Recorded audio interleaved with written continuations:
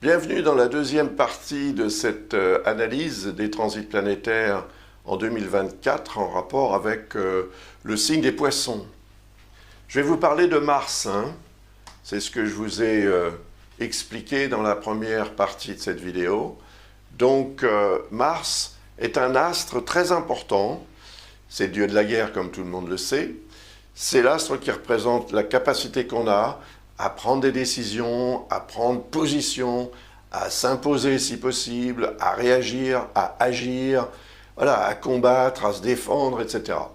Donc c'est l'astre qui, quand il arrive en conjonction, comme on dit, ou en alignement avec un autre astre, soit dans un thème natal, soit en transit, comme on va le voir dans un instant, eh bien, Mars déclenche, ranime, ravive, donne un coup de fouet à cette influence de base représentée par l'astre en transit, et ça a des répercussions quasiment immédiates dans la vie de tout un chacun, différemment évidemment, selon les personnes et selon leur thème astral, bien évidemment. Alors, on va commencer l'année avec Mars en Capricorne. À partir du 4 janvier jusqu'au 13 février, Mars sera donc dans le signe du Capricorne. C'est un signe de terre. Comme je l'ai expliqué pour le signe du Taureau, dans la première partie de cette analyse, terre et eau sont des éléments compatibles et complémentaires. Donc il y a ce qu'on appelle un sextile, c'est-à-dire un lien harmonique entre les deux. Et le transit de Mars, donc pendant toute cette période, du 4 janvier au 13 février, devrait vous rendre plus efficace et au niveau de vos capacités d'action et de réaction, certainement aussi plus spontané. Et cette spontanéité aura, ou devrait avoir en tous les cas, un effet positif dans votre vie personnelle et dans votre vie sociale, parce qu'on est là dans le 11e secteur, ou 11e signe à partir des Poissons. Il est relié à la 11e maison qui représente la vie sociale, l'environnement social, les amis, les relations, mais également l'environnement social géographique. Donc, il est possible que vous soyez beaucoup plus active ou actif pendant cette période avec vos amis, avec vos relations, ou pour même faire quelque chose d'important pour les autres, d'une façon générale. On imagine par exemple une action menée pour les Restos du Cœur pendant cette période par les natifs des Poissons qui seront beaucoup plus motivés pour cette solidarité nécessaire à cette époque de l'année, malheureusement. Et donc, ensuite, Mars va changer de signe pour passer en Verseau, bien sûr. Alors, il sera en Verseau, je vais choisir le rouge parce que c'est quand même la planète rouge, hein, Mars. Donc, il sera en Verseau du 13 février jusqu'au 22 mars. Et dès qu'il va entrer en Verseau, vous voyez qu'ici, bien sûr, se trouve Pluton, dont je vous ai parlé dans la première partie, hein. Donc Pluton va être rejoint le 13 février, quasiment. L'influence va avoir un effet sur une dizaine de jours, je dirais.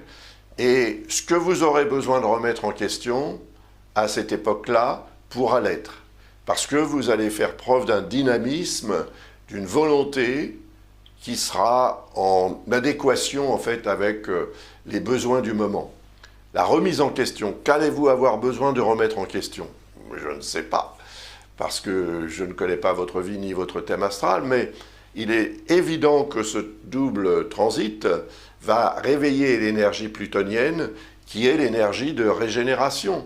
Donc, il y aura quelque chose à régénérer. Il y aura probablement une décision à prendre pour régénérer quelque chose d'important. C'est une période importante, un moment fort, au cours duquel, si vous avez quelque chose à imposer, si vous désirez véritablement régénérer quelque chose, transformer, ce sera une période à choisir, tout simplement.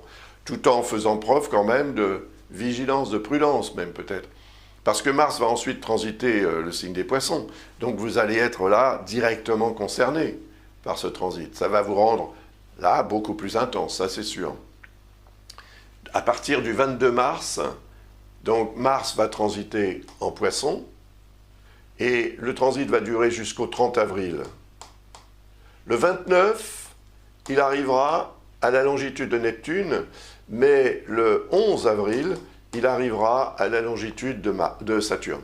Saturne, c'est l'astre qui, comme je l'ai expliqué dans la première partie, représente le potentiel de réalisation. Le côté pragmatique, rationnel, patient aussi, nécessaire pour parvenir au but qu'on souhaite atteindre, surtout quand ces buts sont élevés, puisque avec Neptune, on est quand même dans quelque chose qui peut être très élevé. Eh bien, le fait que Mars arrive à la longitude de Saturne devrait vous permettre de prendre une certaine décision concrète en rapport avec ce fameux rêve à réaliser ou peut-être aussi cette ambiguïté à dissiper, cette confusion même peut-être à dissiper, qu'on pourrait représenter Neptune. Neptune peut représenter une sorte de zone de brouillard dans laquelle vous évoluez tant bien que mal. Donc Saturne peut vous permettre justement de prendre les commandes de votre véhicule existentiel pour traverser cette nappe de brouillard et mener ce véhicule là où vous devez aller. Donc ça va avoir un effet le 11 avril en termes de prise de position, décision concrète, etc. Mais ensuite, le message doit être livré. Et il sera livré le 29 avril, lorsque Mars va arriver à la longitude de Neptune, qui va donc pouvoir profiter de ce que vous aurez décidé en amont, aux alentours du 11 avril, pour pouvoir se comporter, je dirais, ce Neptune, de façon plus pragmatique que d'entretenir la confusion. Mais attention, parce que si vous êtes dans la confusion, vous pourriez être tenté de prendre une décision trop rapide sans suffisamment réfléchir rationnellement aux conséquences, malgré le fait que Saturne ait été rejoint précédemment par Mars, et cela peut avoir produit un moment fort en termes de prise de position, comme on vient de le voir. Cette prise de position, ou cet événement concret qui pourrait s'imposer, n'est pas nécessairement de nature à favoriser la dissipation du brouillard. Et pour cette raison, il faudra ralentir le rythme plutôt que d'accélérer. Saturne représente le frein, Mars l'accélérateur. Et c'est cette, comment dirais-je, un petit peu, cette difficulté de gérer ces deux fonctions qui va se manifester pendant cette période. Donc il faudra, oui, essayer de prendre du recul pour éviter la précipitation dans des zones de brouillard existentiel qui vous mèneraient pas du tout là où vous voulez aller. Donc, vigilance, prudence pendant cette période. Plus vous serez pragmatique, raisonnable et mesuré, plus vous en bénéficierez, bien évidemment. En tous les cas, vous éviterez les incidents de parcours. Ensuite, Mars va transiter en Bélier, bien évidemment, après avoir traversé le signe des Poissons. Il transite en Bélier. Il va y transiter en Bélier du 30 avril jusqu'au 9 juin. Donc le 9 juin, il en sort pour traverser le signe du Taureau, mais avant ça, bien évidemment, en traversant le signe du Bélier, il va produire une conjonction avec le nœud lunaire nord et ensuite une conjonction avec Chiron. Le nœud lunaire nord, comme je l'ai expliqué dans la première partie, représente ce vers quoi vous devez tendre. Cela se produit dans le deuxième signe, à partir du vôtre ou de votre ascendant. Deuxième signe, deuxième maison, c'est l'alimentaire, l'alimentation, les biens matériels, etc. C'est dans ce domaine que vous allez avoir besoin d'agir, pour peut-être vous individualiser, pour revendiquer une certaine forme d'indépendance. Et quand Mars va traverser le Bélier, il est très fort dans ce signe, parce que c'est son signe. Donc il va avoir un effet puissant sur le nœud lunaire nord. Et quand la conjonction va se produire avec ce fameux nœud lunaire nord, le 18 mai, il est fort probable que ce soit un moment très fort, effectivement, en ce qui concerne la façon dont vous allez revendiquer, exprimer ce que vous désirez, l'imposer même, je dirais. Et je crois que sur le plan social, d'ailleurs, ça se remarquera, probablement qu'au mois de mai, il y aura des manifestations de mécontentement et aussi les gens qui vont avoir besoin de revendiquer leurs différences et leur autonomie, etc. Mais si vous gérez bien, encore une fois, il est évident que vous réussirez à vous imposer avec brio. Et ensuite, Mars va atteindre Chiron, donc ça va se produire quelques semaines plus tard, le 30 mai. Il y aura donc une conjonction avec Chiron. On a vu que Chiron représentait la santé en tant que telle ou la santé de vos affaires. Comme ça se produit dans le deuxième secteur, ça peut être votre santé grâce à qui est retrouvée ou favorisée ou préservée ou restaurée grâce à une certaine façon de gérer l'alimentation ou l'alimentaire. Mais c'est aussi donc les biens matériels. Encore une fois, si quelque chose doit être soigné pour que vous puissiez restaurer ou préserver votre situation la meilleure sur le plan financier, je pense que ce jour-là ou autour de ce jour-là, le 30 mai, vous pourrez prendre une décision, vous pourrez imposer quelque chose, prendre position fermement pour obtenir un résultat positif, pour soigner, voilà, pour permettre effectivement à votre situation sur le plan matériel, en principe, c'est ce que ça représente, mais ça peut représenter aussi plein d'autres choses dans votre thème natal. Donc, même chose, bien évidemment, à chaque fois, moi je travaille uniquement sur la base du signe, alors que dans un thème natal, on a tout un tas de choses. Et c'est en regardant, en examinant votre thème natal qu'on pourra vous en dire plus, si vous avez besoin évidemment d'en savoir plus. Après, Mars va traverser le signe du Taureau à partir du 9 juin. Ça va durer jusqu'au 20 juillet, ce transit de Mars en Taureau. Donc, il va y rejoindre Uranus, pas Jupiter. Je vous ai parlé de Jupiter en Taureau dans la première partie de l'analyse, mais Jupiter, à cette époque, au mois de juin, sera déjà en Gémeaux. Donc, le passage de Mars à la conjonction d'Uranus déclenche le changement. Uranus représente le changement. Donc c'est un changement qui est en rapport avec la maison 3 et qui est en liaison bénéfique, on va dire harmonique, avec le signe des Poissons. Donc soit c'est dans votre mental que quelque chose change, c'est-à-dire que vous prenez une décision en rapport avec ce que vous pensez être le mieux, ou bien, tout à coup, un tournant, un virage peut être pris, vous changez de direction. Et ça peut être évidemment très important, parce que les transits d'Uranus, quand ils se manifestent, peuvent avoir des répercussions indéfinies, c'est-à-dire à très très long terme. Et donc Mars, qui va déclencher l'énergie d'Uranus, va produire ce besoin de changer les choses, va produire une augmentation tout à coup de l'énergie de changement.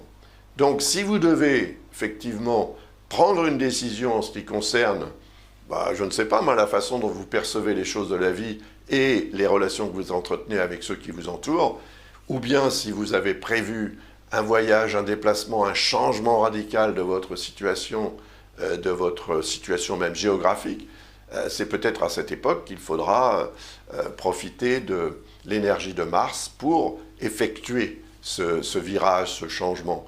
La conjonction Mars-Uranus va se produire le 16 juillet. Voilà, c'est une date à retenir et peut-être une date que vous pourrez exploiter pour imposer quelque chose. C'est toujours la même chose avec Mars, c'est l'astre qui permet de s'imposer, de décider, de prendre position, etc. Donc à vous de voir comment cela peut être géré, mais ce sera très fort et a priori favorable, tout au moins en rapport avec le signe des Poissons. Après, dans votre thème, ça peut être autre chose, mais en tous les cas, c'est a priori favorable. Après, Mars va transiter le signe des Gémeaux. Donc, il va transiter le 4e secteur ou signe à partir du signe des Poissons. C'est la famille, le foyer, la résidence, comme je l'ai évoqué dans la première partie de la vidéo. Dans ce secteur, Jupiter transitera jusqu'au 9 juin 2025. Donc il va exalter votre besoin d'en avoir plus ou d'en faire plus sur le plan famille, foyer, résidence. Il peut produire des événements, d'ailleurs indépendants de votre volonté, qui vont aussi augmenter ou améliorer l'ambiance familiale. En tous les cas, il y a entre les Gémeaux et les Poissons un effet de dissonance. Il ne faut pas dramatiser, hein. Mais quand Mars va transiter en Gémeaux, il va automatiquement rejoindre Jupiter. Mais dès qu'il sera en Gémeaux à partir du 20 juillet, et le transit va durer jusqu'au 4 septembre, eh bien, il aura une très forte influence sur l'énergie de Jupiter. Il va la stimuler, elle va devenir très intense. Et donc, c'est un moment aussi au cours duquel vous aurez certainement beaucoup plus de choses à faire.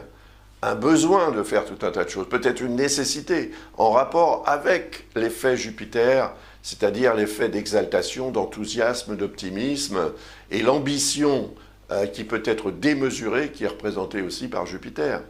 Donc, restez quand même raisonnable et faites très attention, surtout lorsque, Mars va rejoindre Jupiter. Et ça va se produire le 14 août. Et ce sera un moment fort, bien évidemment. Mais attention à la façon dont vous le gérez, parce que ça peut être aussi représentatif d'un excès soudain d'intensité, d'optimisme, d'enthousiasme, d'opportunisme, qui pourrait ensuite vous porter préjudice parce que vous vous engageriez dans quelque chose qui vous dépasserait largement. Donc, voilà. Là, Mars, c'est l'accélérateur. On ne peut pas être toujours le pied sur l'accélérateur. Il faut aussi utiliser la pédale de frein. Donc, j'espère que vous réussirez à utiliser cette pédale de frein. Car ensuite, Mars va transiter en Cancer jusqu'au 4 novembre. Bon, on n'a rien en Cancer là pour l'instant, mais certainement que pendant cette période, entre 4 septembre et 4 novembre, il se passera quelque chose en Cancer. Ce qu'il y a d'important, c'est que ça se passe dans le 5e secteur de votre thème et que le Cancer est un signe qui est en harmonie avec le signe des Poissons. C'est un signe d'eau, donc les signes de même élément, hein, c'est facile de mélanger de l'eau avec de l'eau. Donc c'est compatible et complémentaire, comme on dit. Alors, ce Mars va transiter là. Le 5e signe ou 5e secteur, 5e maison, c'est l'amour. C'est l'amour, c'est la vie sentimentale, c'est les joies de la vie, les bonnes choses. Les bonnes choses, pas nécessairement à manger, mais les choses à vivre, les joies de la vie, vraiment. Tout ce qui vous est cher est représenté par ce secteur du thème. Donc, il y aura une activation, une augmentation de l'énergie à mettre à la disposition de ce que vous voulez obtenir de bien, de bon et d'agréable pendant cette période. C'est quand même une période de 2 mois. Donc, une période de 2 mois au cours de laquelle, si vous en profitez, vous allez en tirer quelque chose qui vous sera utile ensuite. Mais Mars va y revenir en Cancer, en fait, en rétrogradation. On va voir ça tout de suite parce que à partir du du 4 novembre, Mars passe en Lion, et là, il passe dans le 6e secteur qui représente le travail et la santé. Donc, il est possible que vous ayez beaucoup plus à faire à partir de cette période du début du mois de novembre 2024. Il y a ce qu'on appelle un quinconce avec le signe des Poissons. Et le quinconce est un aspect, comme on dit, d'hésitation. Donc, il représente la tendance qu'on a à hésiter, à ne pas prendre la décision tout de suite ou à ne pas faire ce qu'on a décidé tout de suite. Procrastiner, voilà, c'est le quinconce. Donc il peut y avoir un petit peu comme ça des hésitations dans l'univers du travail ou dans votre routine au quotidien, c'est-à-dire dans les responsabilités que vous avez à gérer au quotidien, que vous soyez salarié ou que vous travailliez ou pas. C'est aussi la relation à la santé qui est représentée par ce secteur. Alors, à partir du 7 décembre, Mars va rétrograder. C'est un phénomène fréquent, hein, toutes les planètes rétrogradent. De notre point de vue sur Terre, en tous les cas, on a l'impression que les planètes repartent en arrière parce que la Terre tourne autour du Soleil à une vitesse différente. Et donc, de temps en temps, on se double comme ça, et quand on double un astre, on a l'impression qu'il recule. Et c'est vrai qu'il se remet dans l'axe d'un autre signe, ou qu'il donne cette impression, effectivement. Et ça a un effet, à partir du moment où Mars va repartir en arrière, il va repasser dans le signe du Cancer. Donc, ce que vous allez vivre là, c'est la fin de l'année quand même. Hein, à partir du 7 décembre jusqu'à la fin de l'année, Mars sera rétrograde, il reprend son mouvement direct en 2025, mais tant qu'il est rétrograde, il rend beaucoup moins efficace en général, beaucoup moins motivé. Donc ça pourrait vouloir dire que cette période de fin d'année, des fêtes de fin d'année, vous allez les vivre, mais sans nécessairement extrêmement de motivation et d'énergie forte. Par contre, si vous avez de l'énergie à revendre, elle risque d'être exploitée de façon un petit peu n'importe comment. C'est-à-dire que vous risquez de commettre des impairs, des petites erreurs de temps en temps. Mars rétrograde est beaucoup moins efficace en termes de décisions à prendre. Et si vous en avez à prendre d'importantes pendant cette période, il faudra vraiment que vous réfléchissiez, que vous vous préparez vraiment bien pour éviter en fait que les décisions prises se retournent plus ou moins contre vos intérêts d'une manière ou d'une autre. Ça n'a pas non plus un caractère dramatique, mais bon, un accident est vite arrivé et les incidents de parcours, on en connaît tous et on souhaite évidemment les éviter au maximum. Soyez vigilantes ou vigilants durant cette dernière période de l'année 2024. Comme ça, vous pourrez vous engager dans 2025 avec une énergie nouvelle et très positive, je l'espère. Voilà, j'ai terminé cette analyse, je vous remercie de l'avoir suivi jusqu'à la fin. Je reste à votre disposition, donc si vous souhaitez commander une analyse astrologique de votre choix, ou bien acheter l'un de mes livres pour vous initier ou vous perfectionner en astrologie. Ils sont en vente sur le site d'Amazon de votre pays ou région.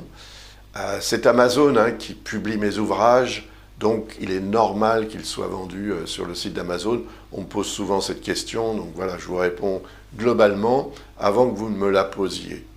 Et je vous remercie d'avance. En plus, ces ouvrages ou certains de ces ouvrages sont associés à des promotions que vous trouverez encore une fois sur le site de l'École Ablas. Et puis il y a aussi les consultations, donc comme je viens de vous le dire, les consultations sont menées par et gérées par les astrologues que j'ai formés et qui sont très performants. Il va sûrement y avoir de nouvelles recrues en 2025. Vous les découvrirez aussi sur le site de l'École Ablas. Et puis, bien sûr, il y a les cours. Donc, si vous voulez vous initier vraiment à l'astrologie et en faire quelque chose de concret et d'intéressant aussi, de constructif, de positif, n'hésitez pas. Il y a 4 options disponibles sur le site de l'École Ablas. 3 pour s'initier et la 4e, c'est pour devenir astrologue professionnel. Donc si ça vous intéresse, ça, c'est un beau métier, un vrai métier. Donc pourquoi pas envisager une reconversion, si le cœur vous en dit. Je vous remercie encore une fois et je vous souhaite une superbe année 2024. Au revoir, à bientôt.